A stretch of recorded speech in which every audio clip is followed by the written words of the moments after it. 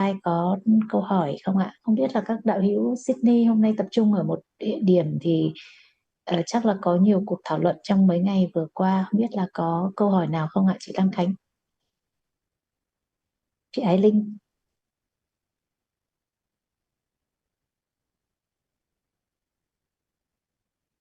Nếu phía Sydney có câu hỏi thì chị Đăng Khánh dịch luôn cho mọi người ha. Chỗ mà cái nhà mà ở trường học với nhà ở trọ đó. สวัสดีค่ะท่านอาจารย์ค่ะ we, we had a few discussion among ourselves, but we talk a lot about situations and stories. And yesterday, we still talking about a question raised by a Dhamma friend from Melbourne yesterday, that we it would be better to stay near the wise, or better to stay in an environment which is more suitable than in another environment where it may influence a kusala. So we still chat. We're still chatting among ourselves about that thing. So I'm thinking of bringing it up here, so to hear more of your comments about that. Thank you. If we don't know the characteristic of what is there now, can it be known as kusala or akusala? For example, there is seeing right now. Is it known as it's just a moment conditioned by many conditions? Just to see, just to see. Is seeing kusala or akusala? Just seeing. No, Achan, it's vipaka, so it's not kusala or akusala. That's why we have to learn to understand the truth little by little. No I, not anything at all, but it's there. So what is the truth of each one, which is there, as that which sees and that which is seen? No understanding of it, if there's no thought about it at all. Can it be known? Can it be realized? Can it be understood, the difference between the seeing and that which is seen?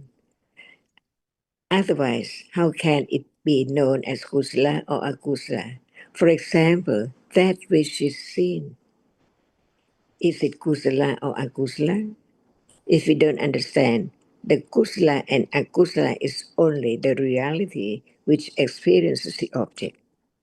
That which cannot experience the object at all, it cannot be kusala, it cannot be akusala. So what is kusala, reality or Dhamma, and what is akusala? It has to be the reality which experiences the object by way of attachment or aversion or understanding. That's why even just what is there really is has to be thought about carefully. Is it has been thought about before? Has it been thought about before, seeing that which is seen? Not at all. That's why just live with ignorance and remember the word about it. But at moment of listening to the word to understand what is it, it's not the moment of attending to the nature which now sees. No shape, no form, not like or dislike. It just attend to whatever is there appearing. Is that right? If nothing appears, how can it arise to attend to? But what is there? There must be the reality which arises together with seeing. And seeing sees. Seeing is a reality. It cannot do anything at all because it's conditioned to see. It's a reality which that which impinge on the eye base, conditioned seeing to arise to see it at the eye base and gone. Learn little by little to have confidence of the truth. There's not yet the understanding of the nature of seeing, because there is only idea about seeing. That now seeing is real, it's there, it has reason, it sees. That's not enough, because as long as it's there, not enough understanding of the nature of it. I see, because no one there at all. So seeing is I, no one there at all, which sees. That's why there is the reality which does not understand the truth, right? There is a reality, one reality, which does not understand the truth of seeing. Like now, we don't have to move to the other place to find out. It's now. No understanding of seeing right now. It's real. So it is a reality. Just learn to understand what is there in life is real. But it has its own characteristic to be different.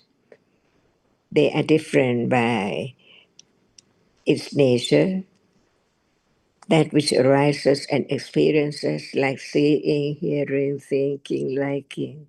No one can change its characteristic. No one can stop. It's there by conditions. For example, now, when there's no understanding, can anyone do anything for understanding to arise? Impossible. That's why learn to understand the truth. No matter what is there from birth to death, unknown. If there's no hearing about, there is a teaching about the truth of life each moment. Is it interesting to hear it, to understand it little by little, like now? What is there can be understood? What does it mean? It means that now there's no understanding of what is there to be true to the truth. That's right, learn to understand what is the truth of what is there. Little by little, is it real what is seen? Is it real? Anytime, anywhere, any moment? Is it real seeing right now? Even seeing right now, is it real? It's real, but it's not anyone. Be true to the truth, more confidence, little by little. There is seeing. Seeing sees for sure, and then gone. Because at the moment, hearing, thinking, other thing is there, instead of seeing, which is gone, instantly, unknowingly, all the time. So listen carefully to each moment in life to begin to let go ignorance and the idea of self or something permanent. Because the one who has enlightened the truth of everything, said that the Dhamma, the reality, does not appear as it is at all. For example, seeing is just a moment, but it seems that it's there all day. See, opposite of the truth. So it's not the enlightenment to the truth at all. So to be moment of enlightened to the truth is what is there. Anytime there must be something there, but no attention, no interest to understand the truth of it. Just live, and life change each moment from pleasant feeling to unpleasant, from seeing to hearing, from this to that, attachment to aversion, from day to night to week to year, on and on and on, unknowingly, until hearing about it can be known, it's real. There's the person, the one who has enlightened to the ultimate truth. Is it interesting to understand the truth of it? Because it's right now. So anything which is now appearing can be studied by the only one who had enlightened to the truth, the great one, Buddha. See, so now there is seeing no one knows at all until hearing from the enlightenment. No one see at all. Seeing sees. So true, beginning to be truthful to the truth from then on, until it's so firm, little by little, understanding the distinction, the difference between seeing and that which is seen.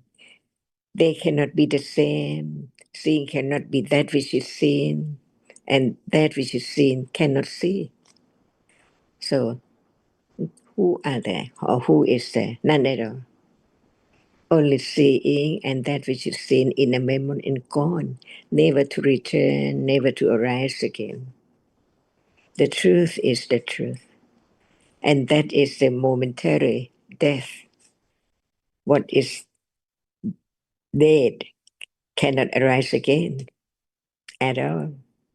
Not just now or today or tomorrow, but in samsara, the circle of birth and death, on and on and on. That which has risen cannot arise again at all. Is it real? Is it true? So, in truth, before hearing the truth, there is I from birth to death. But after hearing the truth, no one there. It's just the way the reality is conditioned to arise and fall away, on and on and on and on, non-stop. But what are the feeling feels? It's the now feels, no understanding. So the feeling is I of someone. So now I feel, I see, I think. That's why Dhamma can be talked about, can be studied, can be learned a little more. The differences of one moment to another moment, one reality to another reality. So what we take for I is just from birth to death, only one life, no one there at all. Just remembrance, remember before death, from birth on and on. They are only seeing and hearing, smelling, tasting, touching, thinking. Only that. Is it true? And born to eat, right? For sure. We have to eat 3 times a day or more, see, or less. But just born to eat, to see, to hear, alternately, from moment to moment, on and on and on, and then the end of life. No one there at all. Never be that person at all from then on. Just be what you are now, only one life, only from moment of birth to death, and no more you, no more person, no more I, and no more you, and nothing is there. So the meaning of that which is a pillar, it's not at all, but it's only thinking, remembering the shape and form, the color, from hearing, seeing, thinking. It just be remembered as something. It is remembered as something, but in truth, it's gone permanently, never to arise again. So just a moment ago, where were they? That were there just a moment ago. That which sees and that which seen, see, And this is life. The conditioned realities. No one can stop the way it is. Dhammata in Pali, Dhammata. And in Thai, we use the word Thamada. Normally, see, the normal way of life, the way that it's there and then gone, and then on and on, non-stop. From yesterday to be tomorrow, and today to be tomorrow. See, yesterday, today, tomorrow, on and on and on, until no one. But in truth, what can be taken for someone or something? It's just a kind of a reality. Hardness is hardness. The world is full of hardness, but it's taken for the world is full of trees, stars, and on and on. In truth, it's hard no matter what is touched. Fight for hardness, for taste, and for everything, just to experience it and then gone. And even there's no idea that I would like to have it.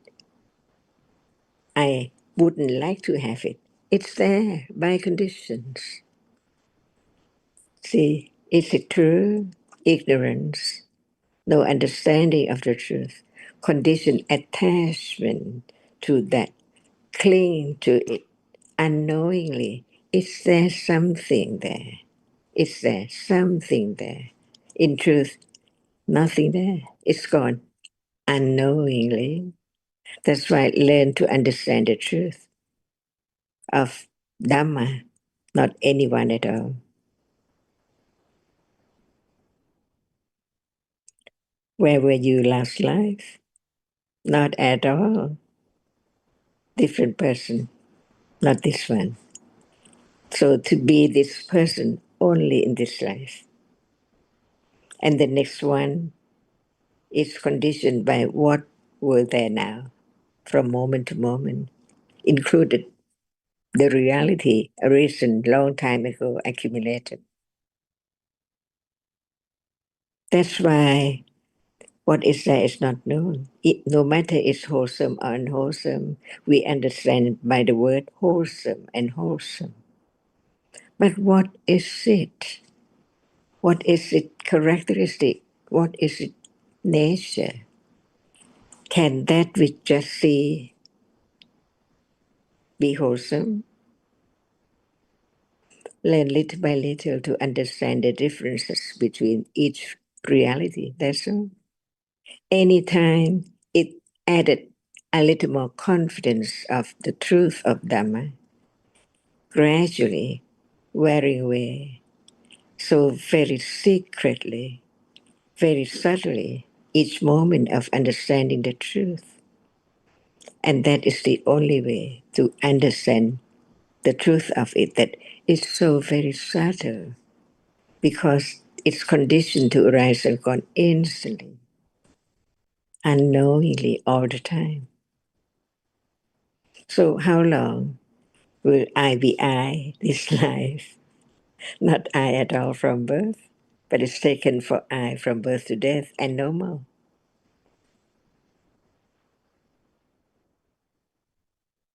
So just live with understanding is better than no understanding at all. Just talk about kusala and akusala, wholesome or unwholesome. But what is it? Is it there now? What level? What degree of unwholesomeness or wholesomeness? They are there in life, all of them, unknown until it's known.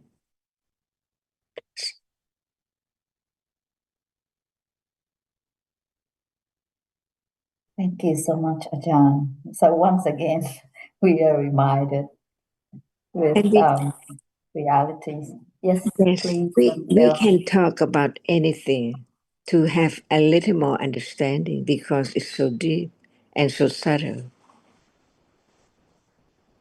Never enough to talk about any reality because it's there right now.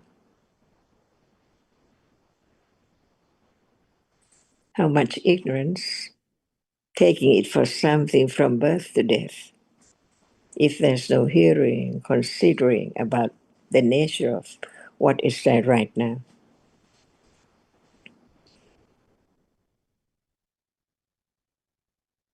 No need to go around to look for it. It's right now, all around.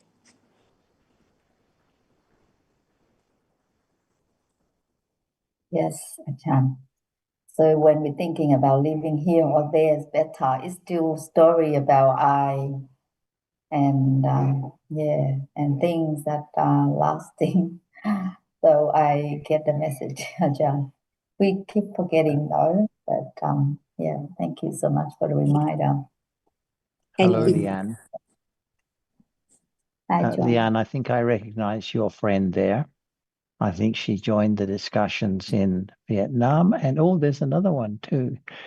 So I wonder if they have any questions to ask. Here is another friend who met you before in mainly I Yes. think last year or the year before. Right. Okay. I remember you came to our house. Yes. Melbourne. Thanks. Yes, glad to Hello. meet you. Nice to see you. And this is Tan. She did come to Thailand to meet Yes, Ajahn. I remember she's come to Vietnam, I think. Am I right? Or just Thailand? Thailand, right. To the foundation. Yeah. To the foundation. Foundation. Yeah, to see you. And Leanne, I didn't hear your original question because I had a connection problem. Would you just repeat what your original question was? It was actually raised by another Dhamma friend in Melbourne yesterday because we had a Dhamma discussion with Tambat and a Sangha in Melbourne. And the question was about, is better to live near the wise and not to be close to in a better environment in order for kusala to develop more kusala. So I know that we only talking about situation here, but still we think that it may assist in some way. So when the Buddha talked about associating with the wise or the good friend, was he talking about a situation, or was he talking about a specific kind of association? Well, I suppose that's a situation too, but there's different ideas of.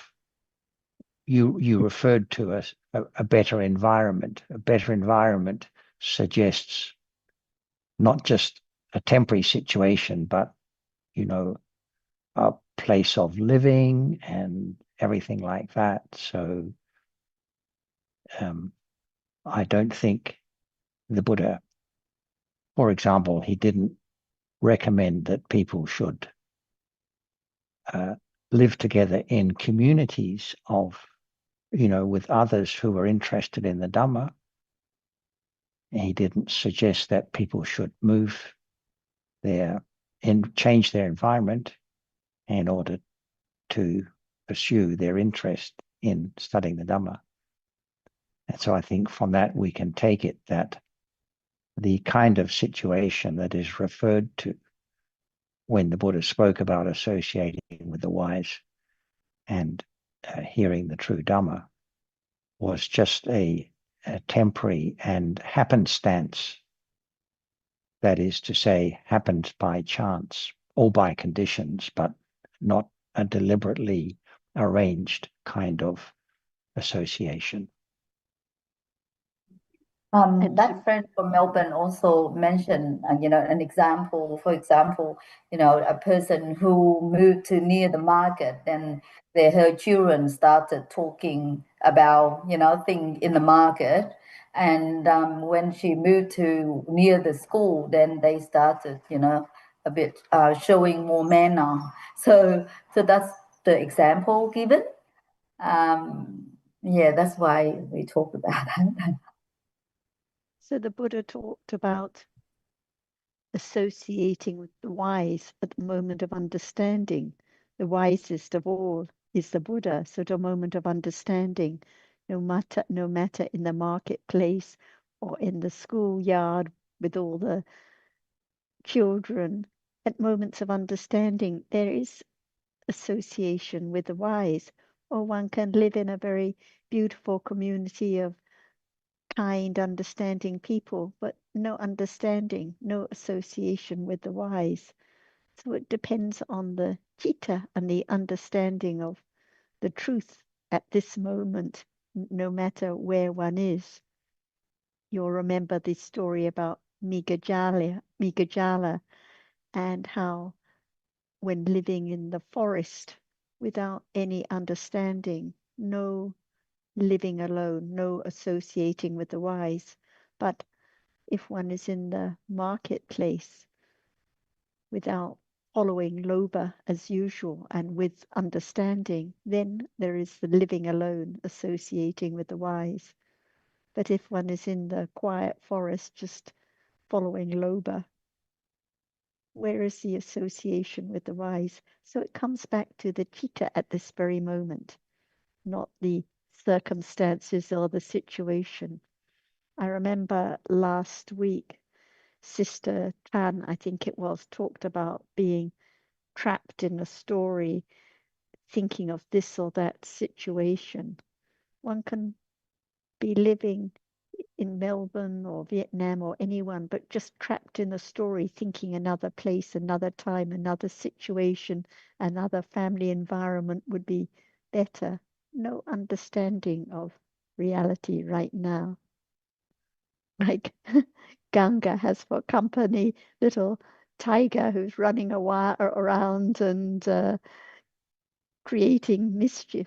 But because of keen interest in the Dhamma, there is associating with the wise at moments of listening, considering, understanding.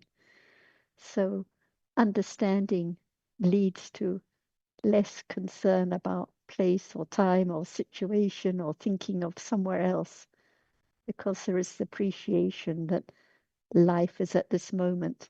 As Ajahn said, there is death right now, seeing now, gone, hearing now, gone, thinking now, gone, momentary death at each moment. And no matter whether in the market or in the schoolyard or in the forest, seeing is seeing, hearing is hearing, thinking is thinking, loba is loba. So, as Sister Tan said, it's a trap to keep thinking of the situation and who one should be with and thinking one should be in another place instead of just understanding life at this very moment. And Leanne, I think the example you gave was a conventional one, wasn't it? And it's true that in the conventional world, the environment is important. So one doesn't want to bring up one's family in a rough neighborhood because the kids will get led astray and that sort of thing. In Dhamma terms, this doesn't apply. And I'm reminded that in the Visuddhimagga, which you're familiar with, I'm sure, which describes both the development of samatha and the development of insight. In the section on samatha development, there's a lot of, I won't call them rules, a lot of information about the right environment for the development of samatha to the level of jhana. The right environment is very important. You can't live in a temple that has all these, that is near to a town or that sort of thing. Very specific and a long list of conditions to be followed. But in the section on insight, no such specification of the right environment at all. So it's interesting, the contrast between those two sections. Yep, it's interesting to know this too. Yeah, but I do understand that our understanding can be developed at any moment. It can be in the market or in anywhere. Yes, but wherever one is, one needs the to come across the explanation of the Dhamma, to have the Dhamma explained to one in a way that is meaningful for oneself. And that's not a question of the environment. That's a matter of circumstances conditioned by past karma, such as one's interest in the Dhamma in previous lives and so forth, that govern things like the time at which one is born and the situation into which one is born. Lynn here, she also raised a point when hearing, our friend brought up that example. She thought that regardless of what you plan, what hearing, seeing, touching, and all that happen by condition, and that's a result of karma. So regardless of what you plan to be like a good environment, but it may not be what you expected. What happened may not be what you expected. I think that's another point was raised. That's right. Yes. And it's wrong understanding when one thinks that I can make this the kusala environment or the good environment, because like you say, each moment of seeing, each moment of hearing, each moment of lobha, each moment of sati is conditioned not by my control or my arrangement of the situation. So like right now, listening to the Dhamma, is there understanding or is there clinging or is there ignorance right now, all by conditions at this very moment? So the more understanding there is of Dhamma, Dhammas is anatta, Dhammas are rising by conditions, the less thinking there is about another better situation.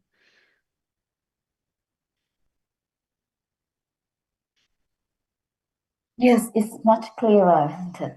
Thank you so much, Ajahn, John, and And Sarah. Leanne, remind me of the name of your friend sitting next to your left. Lynn. Lynn. Tan, Sorry. T-H-A-N-H, Tan. Tan, yes. So I think we've seen you in Manly also, Tan, haven't we? Yeah. And I'm glad to see that you are continuing your interest in the Dhamma with Leanne there. Keep it up. Thank you. Come and visit us again sometime. Thanks, Sarah. Tan works extra hard, so that's why she doesn't have much time listening to Dhamma discussion at the moment. But I think the interest is still there. Yeah. And I remember when we were in Vietnam, one Vietnamese friend asked the question, said that she works very hard, long hours, and should she cut her job and this and that. But the confidence in the Dharma is there. If one doesn't think about how I need to cut my job or change the circumstances, because there is Dhamma anytime, every moment. Seeing at work is just like seeing here, hearing at work, just like hearing here. Kusala, akusala. Dhamada, as Ajahn said, very naturally, anywhere, anytime. When I was young and stayed with Ajahn, one of her neighbors worked as a diplomat, I think. And I asked him if he was interested in the Dhamma because he lived next door to Ajahn. And he said, "Oh, I'm too busy in my work to study Dhamma." This is the wrong attitude. So the Dhamma can be right next door. He could listen to Ajahn anytime, but stuck in trapped in the story about how I am too busy to study Dhamma. So appreciate your confidence, Tan, that it can be anytime, always back to now.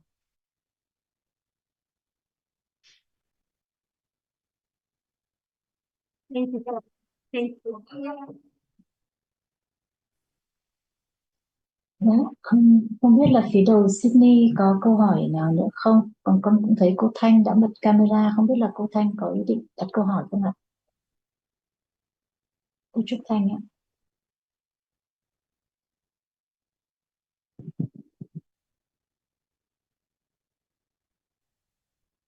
Cô Trúc Thanh có nghe được con hỏi không ạ?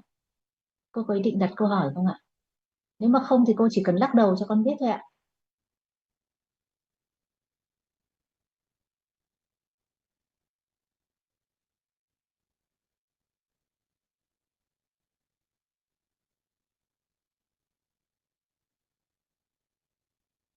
Vậy là có Dạ đặt xin câu lỗi hỏi chị đúng Tô không? Mạch mới hỏi Thanh là Dạ, con hỏi là cô dạ có ý định đặt câu hỏi không? Con mời cô ạ. dạ Ừ. dạ. Ờ, Thanh xin cảm ơn chị. Xin chào ông Trơn, chào A Chan và bà Sarah. Thì con rất hoan hỷ khi vừa rồi nghe những đoạn trao đổi. Thì bà có nói lên là hiện giờ thì mình hãy nói bất cứ những cái điều gì để có thể phát triển hiểu biết. Thì con mới thấy là cái sự dẫn dắt về tham thì hoặc là vô minh đó, thì nó có rất nhiều cái thắc mắc, nhưng mà nếu không có cái hiểu thì,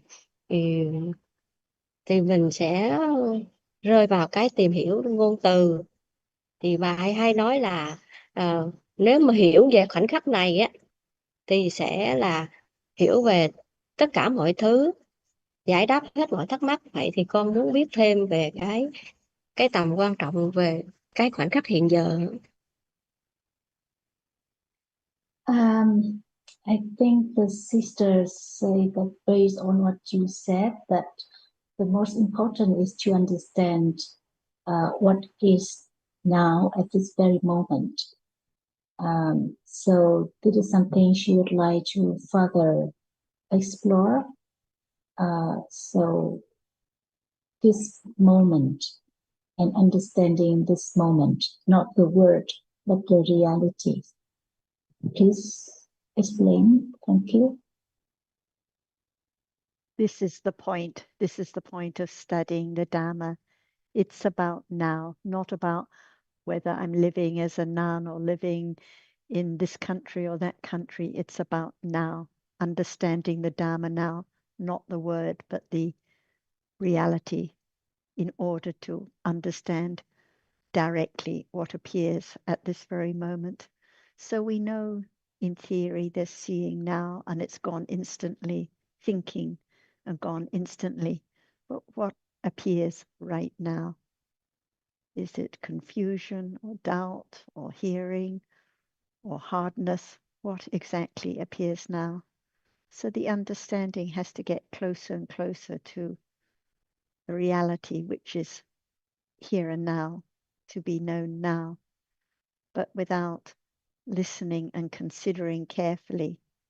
One is just lost in all those stories, even stories about different dharmas and processes and details about Bhavanga Chitas and so on. But what about now? What appears at this moment? Pleasant feeling, unpleasant feeling, kindness, boredom, hunger, happiness, sadness, just different passing dharmas. And the point about just studying what is now is because it's the only way to understand dharmas as anatta, to let go the idea of places and situations and people and things, and to just understand the truth about this moment. And I know Ajahn will be very glad to discuss more about reality now, and especially any word or any reality in particular you would like to discuss. Ajahn? Yes, now and then and on and on. What are they? I think that it's very good for food for thought to have something to think, to consider, especially what is there right now. It's just there right now. So it should be the object of thought, thinking, to understand what is it right now. See, there is now, and what is it? See, it's hard to say for anyone. Seeing is there, hearing is there, thinking is there. No thought about all these realities at all. Just think about something all the time. And that is, in truth, ignorance. Why? No understanding of what is there right now. While there can be understanding of what is there from the one who has enlightened the truth, sharing his understanding with others to be food for thought, for understanding, for considering, always now, from moment to moment. And what is it? There must be the reality which experiences the object. Hard to know, hard to think. What is that? The reality which experiences the object. Hardness cannot see, cannot think, cannot like. But there is like, there is thinking, there is seeing, and so on. So it's different from that which is just hard or soft or smell or taste because it there is seeing right now. We use the word seeing without the word seeing. It sees because there is seeing for sure. No need to use any word. We can change the word, but no one can change the reality, the truth of seeing. So begin to think about there is seeing, but no understanding of seeing as it is. To be true to the truth, that there is seeing for sure, everyone knows, but there is no understanding of seeing at all. In life, if there is no word about the truth of seeing, there is seeing, so there must be the object of seeing, which is seen. That which is seen appears now, even not as it is, but there is some reality or one reality which is there seen. So it's the beginning to discover the truth, to find out the truth. What is there beyond this? Nothing. Because seeing is there for sure, nothing else. And that which is there seen, for sure, it's there, nothing else, in a moment of seeing. So seeing cannot be anything else, and that which is seen cannot be anything else. It is that which now is seen, and that which now sees. So there are two kinds of realities. Begin to understand the truth of a moment. There are two kinds of realities. One sees or experiences that which is seen, and the other cannot see, but it is seen. It does not know that it's seen because it only that which is seen. And what is seen? Usually we think about something seen, a dog, a cat, a window, or whatever is seen. But in truth, no word at all. Dog, cat, window, what is seen? We think about different colors: brown, black, white, red, isn't it? Only that which can be seen. No matter we use the word or not using any word at all, it's there different from moment to moment. That's why what is seen cannot be changed at all. Just at moment of seeing, there cannot be anything else. Only a reality which sees because there is seeing right now. So seeing is real, and it cannot be anything else. it has to be just seeing. There is seeing, and there cannot be anything else. It is just only seeing, and it's not that which is seen, and that which is seen cannot be seen. So learn to understand two different kinds of reality in a moment of seeing. So at moment of hearing, there has no there cannot be visible object of that which is seen, because hearing hears, experiences only sound. So hearing hears sound. Hearing cannot be sound, and sound cannot be hearing. There are two kinds of realities. One experiences the object, and the other is experienced. So the hearing is the experiencing, and the sound is that which is experienced. Begin to have confidence of each moment.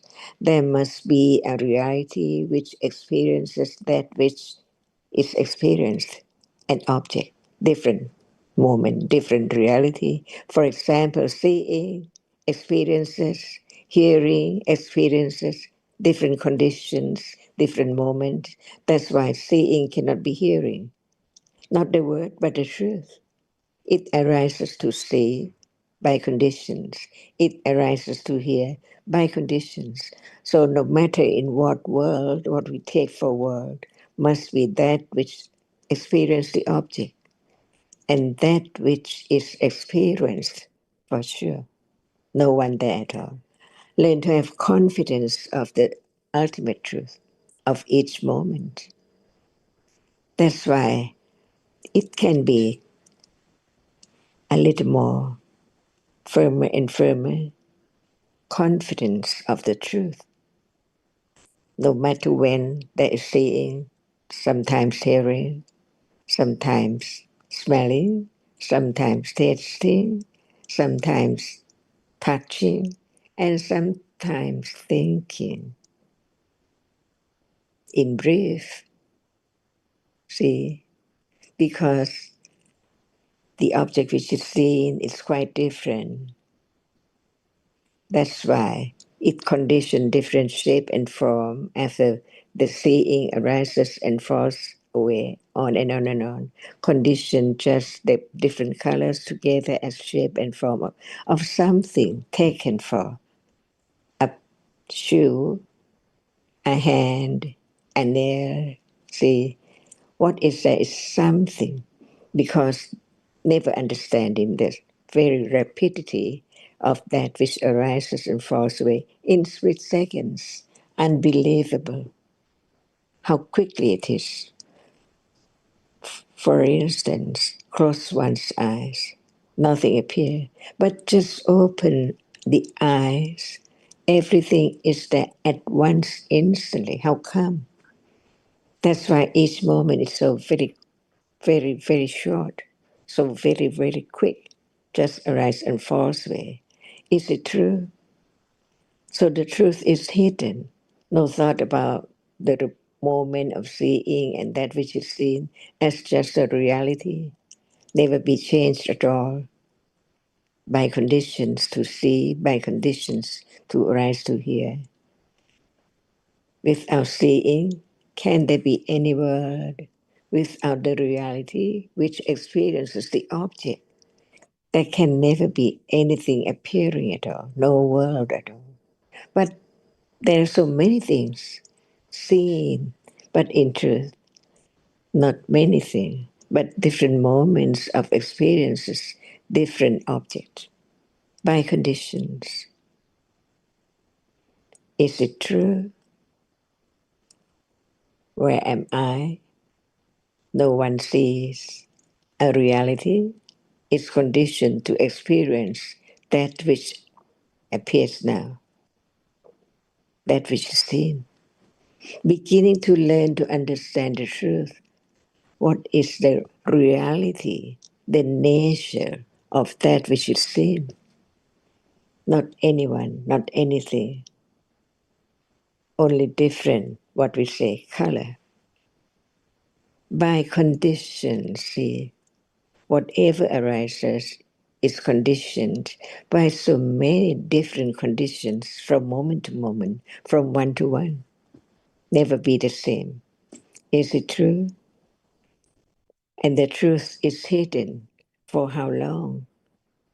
Years and years and years ago, until the enlightenment of the one who developed great patience, great parami, understanding, and so on, to be conditioned to realize the truth, the Buddha. How come? From ignorance to be Buddha. That's why just learn to understand the ultimate truth. The truth is the truth. So we can talk about anything appearing in any moment because it's rare, it's there, as that which experiences the object or that which cannot experience. That's why we begin to use the general word for the general Dhammas. Whatever is rare is Dhamma in one language, in the Buddha's language, and for the Thai, and for the Japanese, and for the Chinese, Vietnamese, see, English, American, and so on. Different words can be used to represent a reality, but the truth is there, never been changed at all. So now we are talking about the realities which experiences the object and that which cannot experience anything at all, no matter what moment, no matter where in the world, here or there, today or tomorrow. The truth is the truth. That's why learning to understand what is meant by Dhamma and Anatta, it cannot be taken for anything at all. It's not permanent. It's so quickly arising and falling away. So how can it be something or anything? Impossible. Why? It's gone. Never arise again. Gone is gone. Never to arise again. In samsara. Is it true? Just learn to be truthful to the truth. Satya, the truth. Dhamma, Satya Dhamma. What is the real has its characteristic, not to be changed, never be changed at all. So it is Satya Dhamma. And the truth of it, it's there by conditions. Is it right? No matter what is there, it has its proper conditions to arise to be. Only that level, that degree, even it is different from the other. Even itself, each moment is different by conditions. Is it true? This is just few words, only the beginning to understand what is worth understood, to understand what is there as it is. Why? No understanding of anything from birth to death, all gone by then. But in truth, each moment gone so quickly, unknowingly, so very subtly. Is it true? Beginning to realize no matter what, seeing so close at the eye base is conditioned to arise. No matter what appears, what is touched, is conditioned to arise. Without its proper condition, nothing can arise at all. But who can change the way Dhamma is? Because it's there right now. Already, it means that nothing can be done. No one can make it arise at all. It's there already. But there are conditions for whatever arises. So from now on, learn to understand the different characteristics of that which arises and experience the object, and that which arises but cannot experience anything at all in life from birth to death. Is it true?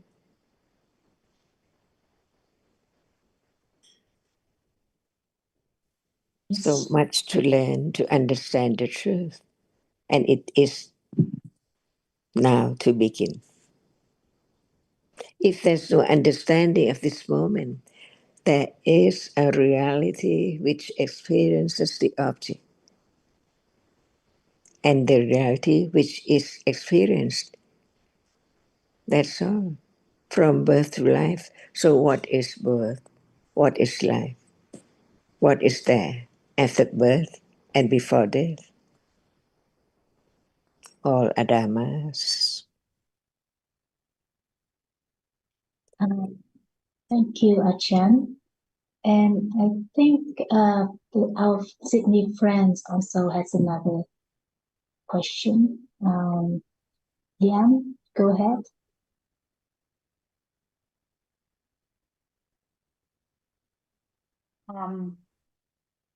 Tanajan, John and Sarah, we in the past few days we've been talking a lot about how we speak a lot during the course of the day. Just give me a second because we Were they all dhamma? can. What were there yesterday or this morning? Were they all dhamma? Real, reality? The one experiences the object so different. Seeing, hearing, smelling, tasting, touching, liking, disliking. See, more than that, or what are there in a day? All are dhammas. That's the way to learn what is dhamma.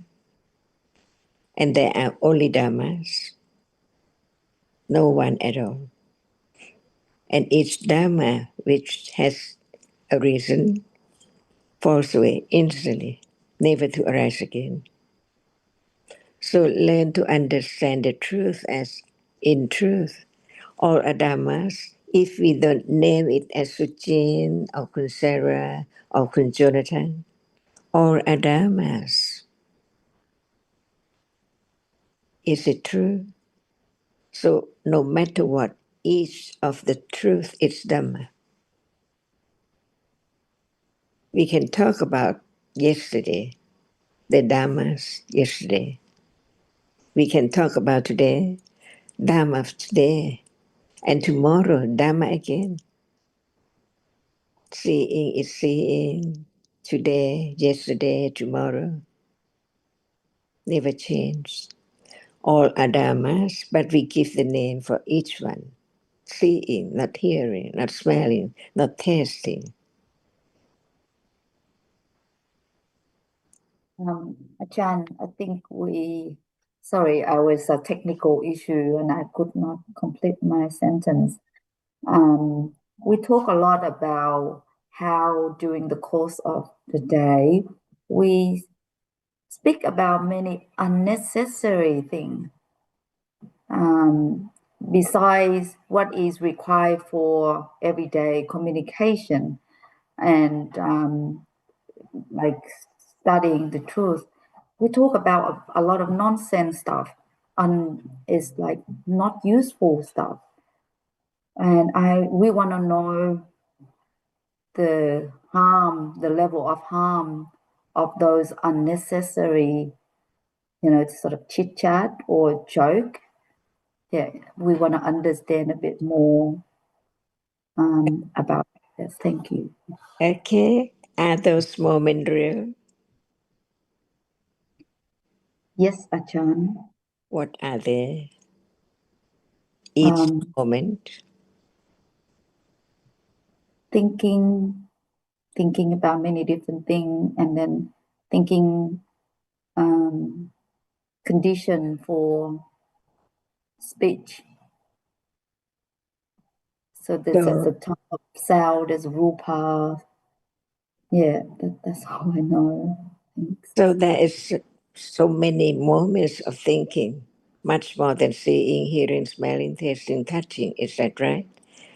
So thinking arises in false way, conditioned by what is seen. Think of that which is seen. Conditioned by what is heard, thinking about that which is heard, and gone, all of them. The ultimate truth can be realized when there's moment of considering it.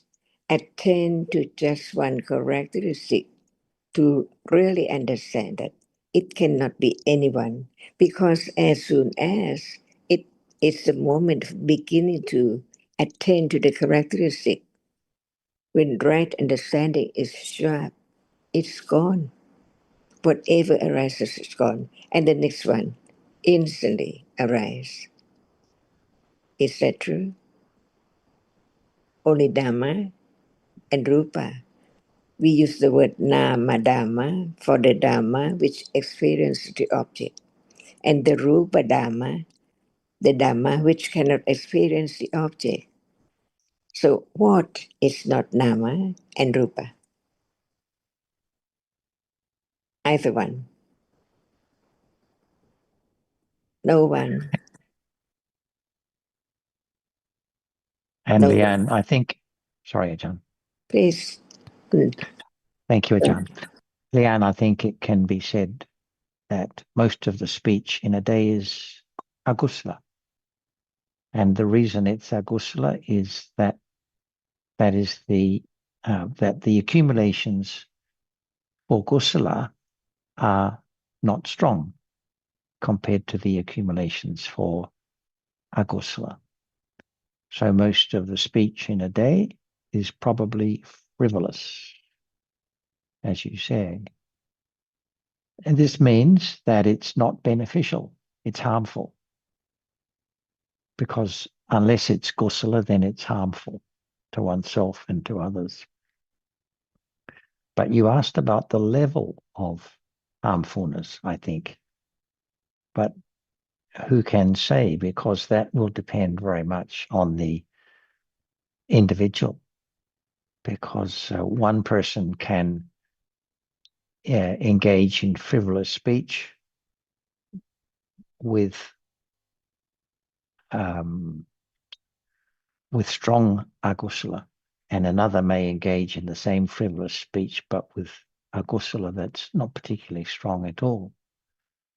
So one can't generalize. And what is the benefit of trying to figure out how harmful it is, the level of harmfulness of speech?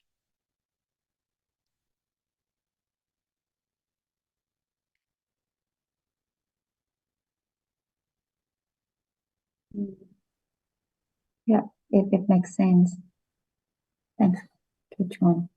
Can there be less frivolous speech in a day?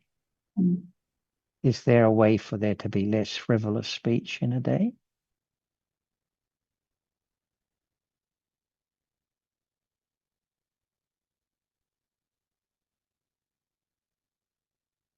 I think with understanding gradually developed, that understanding will understand what is more beneficial in order to spend time for it, rather than spending time talking about something which is not useful. So I think with understand will help to make such changes. Not that I can do it, because we're falling back to the habit easily. Yes, and the habit that we have in this lifetime is the habit we will carry through for the rest of this lifetime to a large extent. Of course, it is possible for there to be change, but there's no rule, there's no clear recipe for having less agusala, less frivolous speech, even if one does continue to develop understanding.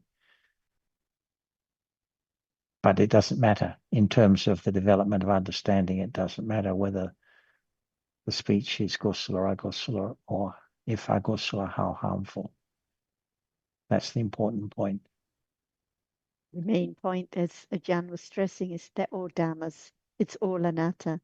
It's not my speech and what will happen to I. That's just more thinking with akusala citas about what happened. They're just dhammas all gone.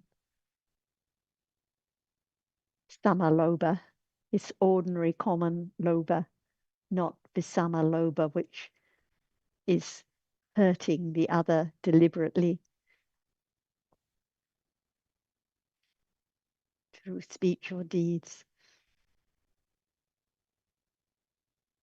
So common, just chatting, chit-chatting about the meal, the weather, the swim conditions, just daily life, just different passing dhammas. But understanding can pop in anytime. Understanding can understand the loba as loba, the hearing as hearing, the annoyance as annoyance, just different dhammas arising and falling away, all anatta, each one gone. The frivolous chat today, all gone, so why think about it? All gone. What about now? Now there are opportunities for speech about dhammas, for discussing dhamma. So no point dwelling on what happened before or what will happen later. What about now? All comes back to now. And when Ajahn was stressing about the understanding of those realities that experience an object, the nama dhammas, and those that don't experience anything, the rupa dhammas, it's so important to understand now the distinction between seeing and what is seen, hearing and what is heard, thinking and the ideas that are thought about, because without the understanding of the nama dhammas and the rupa dhammas, for sure it will be my experience, my frivolous chatter and so on, and it'll be something that is seen, someone that is heard. So the only way that there will be the letting go of the strong clinging to the idea of self and something is the understanding of those realities now that experience an object, thinking, seeing, hearing, liking, disliking, and those realities that don't experience anything. And as Sister Tan said, it has to be now. What appears now? Now there's no frivolous chatter, but what about thinking about the frivolous chatter? There can be understanding of that thinking or the worry about how harmful it is. These are dhammas. They can be understood as dhammas right now. The doubt can be now. The worry now, the like now, the pleasant feeling now, whatever appears right now. Life is just at this moment. So good points to bring up, Leanne and friends.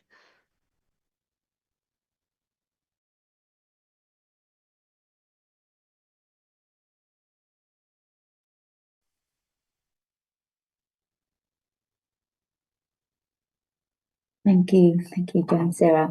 Yeah, it's very true.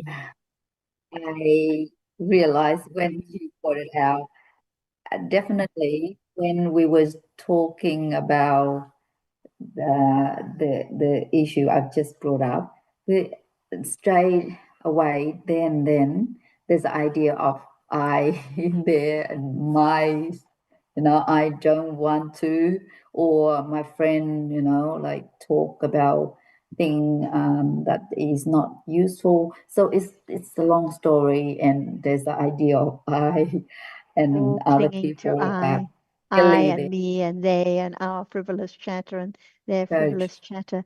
No understanding of dhammas at those times. So the problem We is thought not we are considering the Dharma, but there's a lot of story about I in there. yeah, and we and what we chatted about, yes. So the chatter is not the problem, it's now. What is now? The thinking now, the understanding now, the taking it for I and we and they now. So always back to this moment.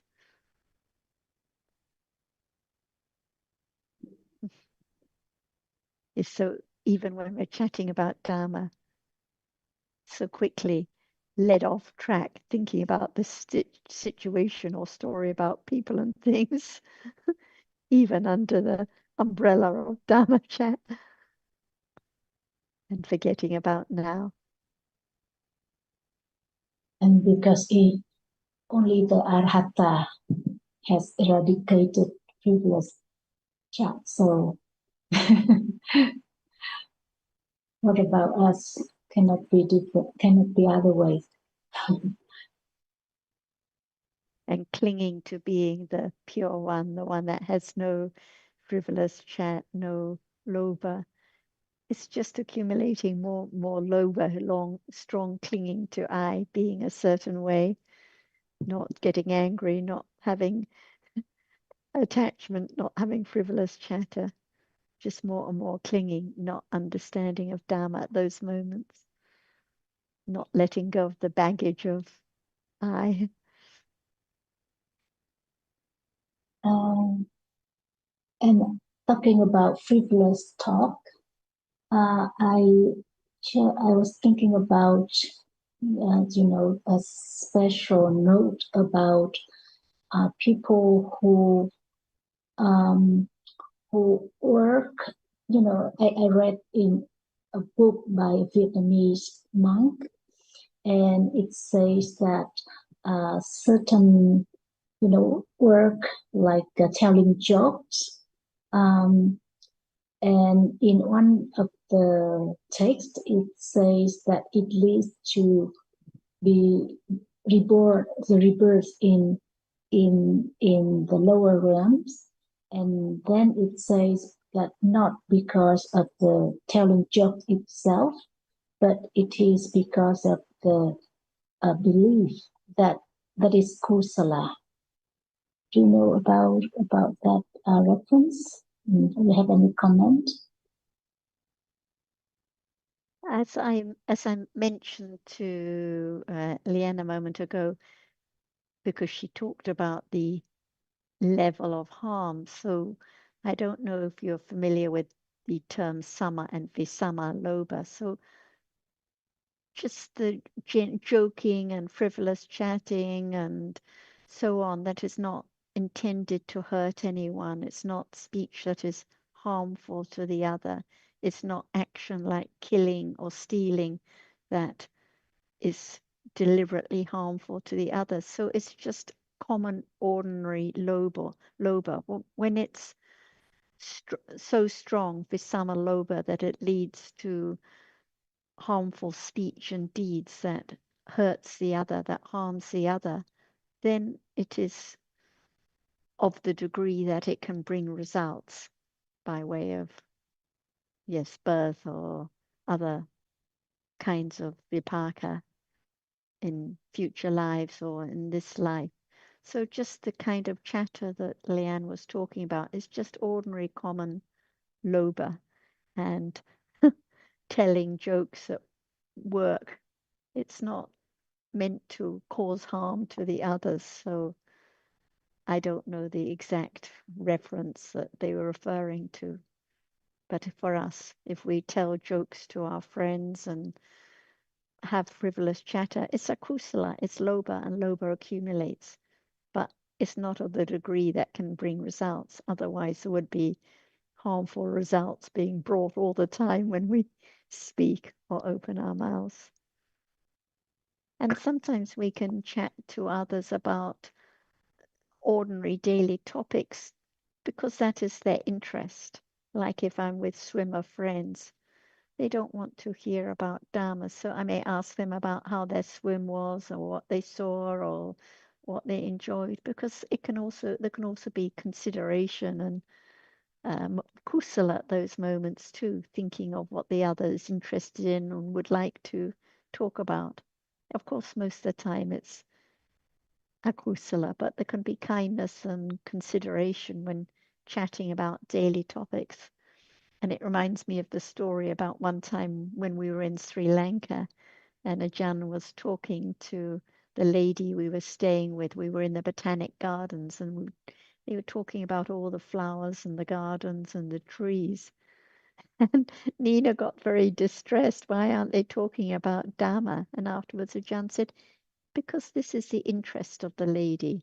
She would like to talk about flowers and trees. So it always comes back to the citta now. What is the motivation? What is the consideration? Not the topic, but what is one's intention? Is it to be considerate and help the others, or is it just following one's lobha? Only Panya can know.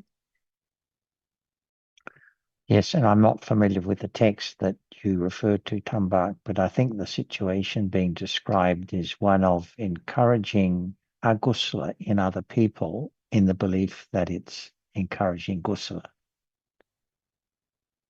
And so one is leading them on a wrong path in a sense, but it's not the same as wrong view, which would be a more serious a kind of agusala, as I understand it.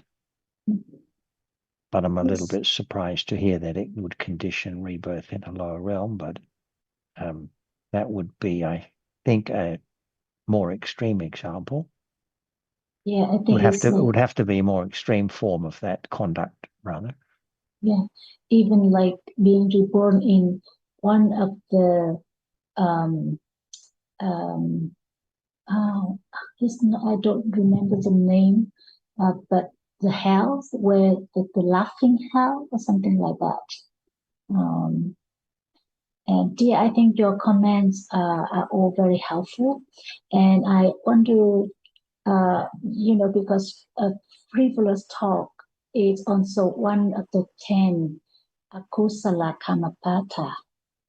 So in what case can it become kamapata?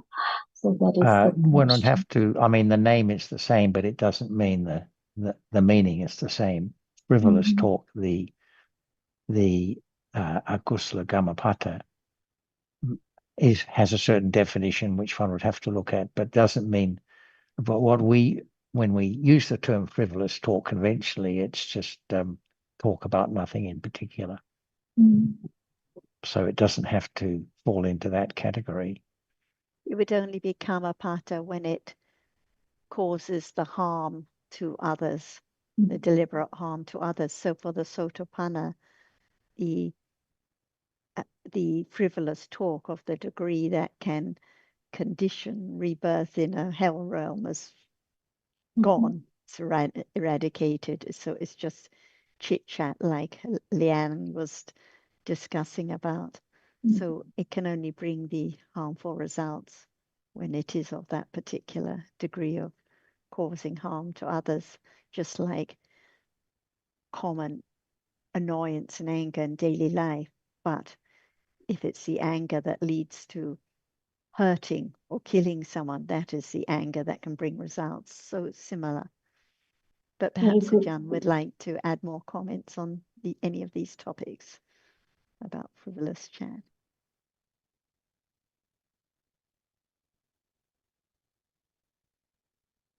Chan? Okay. Yeah. Can we understand what kind of reality at the moment we are talking about such things? See, that's why just learn to understand the reality and the condition for each reality to speak or to do or any kinds of deeds or speech, harmful or harmless. That's why we have to understand the reality which is not I. Otherwise, from this to that, on and on and on, this subject to the other subject, no understanding of this moment at all. That's why we forgot already about the reality which experiences the object, right? How many are there?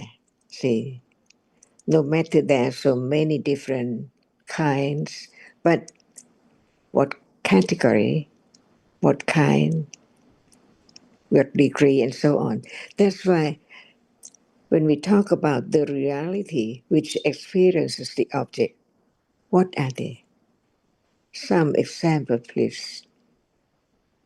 the reality which experiences the object. See, in a day, they are there, unknown, until we begin to talk about it little by little, to be moment of not being forgetful of the truth.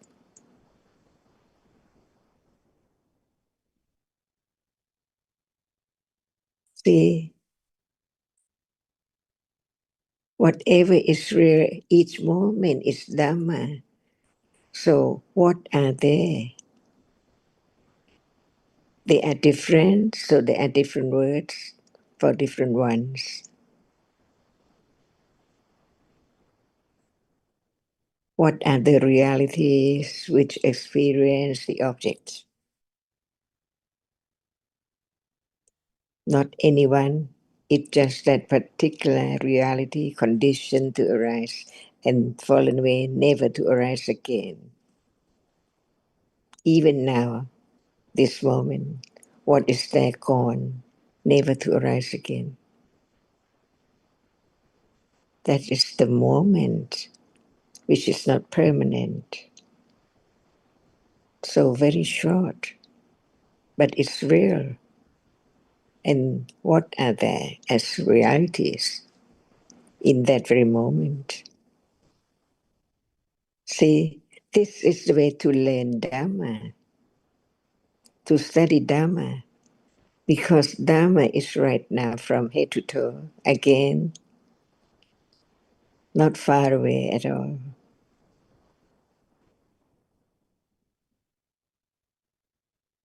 So it's not just hardness from head to toe. What are there too? See, learn to understand the reality which is so very close, so very deep, so very subtle, and always forgotten.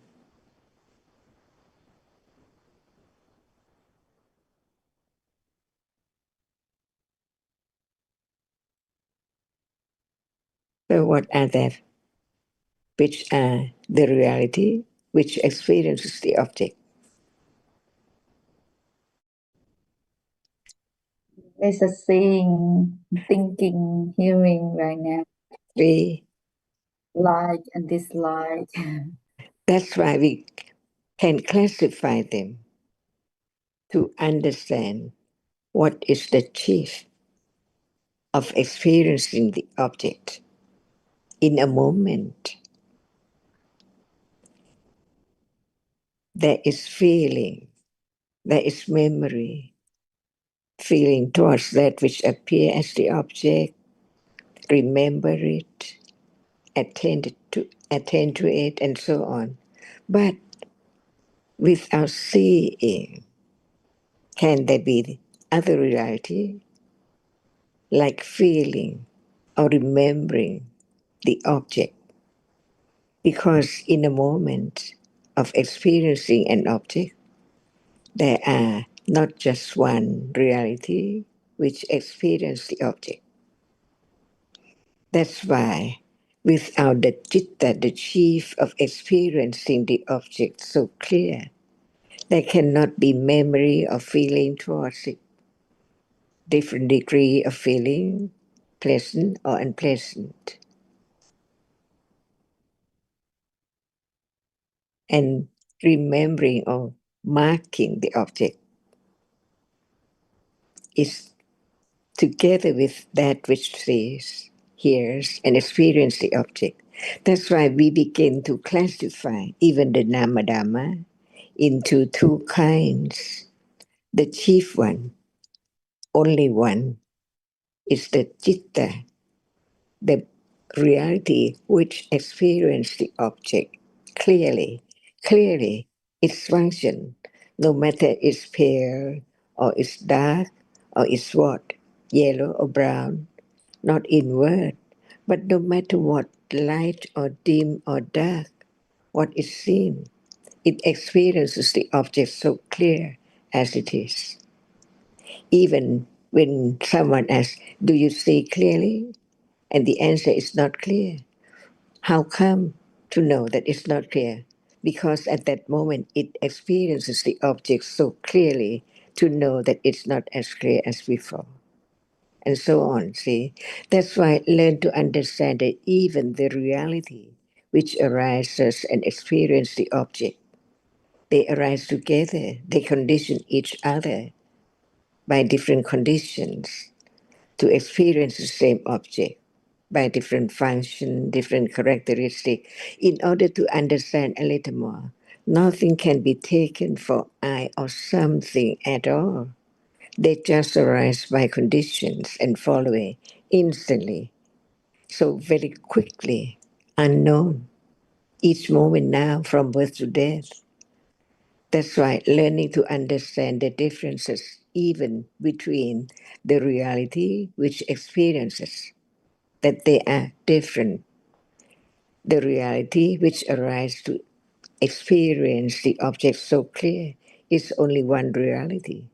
Chitta, the chief of experiencing, not of other thing, but of experiencing the object, while the other reality which is conditioned to arise together, experience the object not as clear, but clear enough to like it, dislike it, or whatever is there by conditions. So even the realities which are the reality which experience the object is so different. Only once in samsara to be seeing or hearing, the chief of experiencing, and the other reality we are talking about, loba, dosa, moha, and other reality are the unknown. And the way to let go the idea of self or something is only the moment of beginning to understand more and clear understanding of each reality, which is so deep, little by little, to condition the moment of experiencing with direct understanding and direct awareness of that moment. At moment of experience, only one object, only one object. That's why life goes on unknowingly, so rapidly. What appears is something all the time, some story, like behavior, wholesome or unwholesome, speech or deed or through mind or only, and so on. They are dhammas. That's why learning dhamma is learning to understand each one. For example, one main reality, the chief of experiencing is, we use the term or the Pali term is chitta or vijnana or mano or mana, depend on the meaning of it. But nobody can change the truth. It is the chief. It says, but what arises together, it's different. What about the feeling towards that object which is seen? So unpleasant feeling, so ugly, so nasty, or what? All depends on condition, but they are dharmas. This is the only way to let go attachment with ignorance of the object which appears. No understanding of the truth of the object which does not appear as it is. Just black and brown and red and blue are taken for something like a doll, the eye, the nose, the clothes, and so on. That's why learn to understand what moment, what is there, ignorance or understanding, attachment or not attachment, aversion or non-aversion.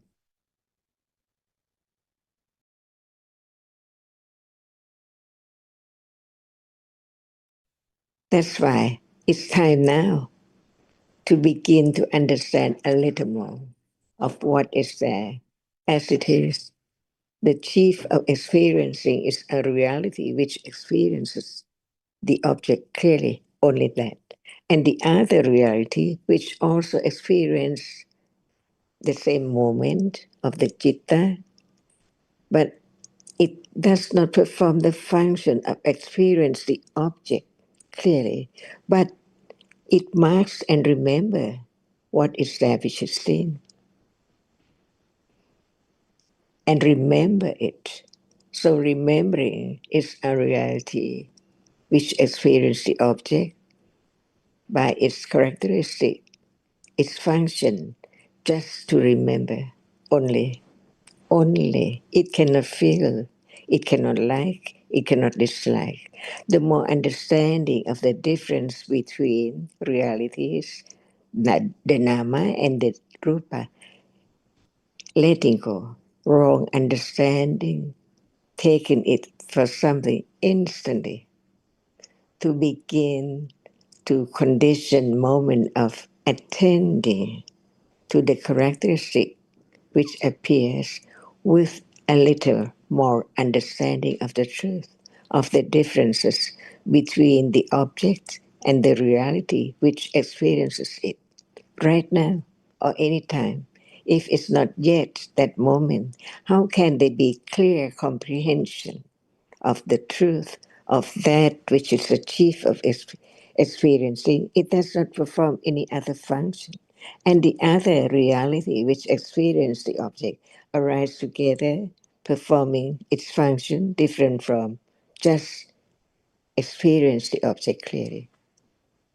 See, otherwise no more understanding of the truth, so they all are something in a moment, instantly. And this is so very subtle. That's why there are 3 rounds of the Four Noble Truths. And it's time again to say Swadika. Sawadika, Jan. Thank you so much, Swadikap Tanajan, for Swadikap. your right Thank you, everyone. andครับท่าน yeah, อาจารย์ thank you, สวัสดี Ajahn, ค่ะ from ท่านอาจารย์ สวัส Sarah. ดีครับท่านอาจารย์ครับ See you Yes. next week. Tom from Hanoi, you have a question? Next week, perhaps. ค่ะ Thank you. Thank you, Tam. Tiny Tam, you worked very hard. Thank Very you well everyone done. Yeah, thanks for your help, Pete. Thank you. You're Thanks, welcome. Leanne, and Dhamma and everyone in everyone. Sydney. cảm ơn đội Anumodana. Bye. Pete. Bye-bye.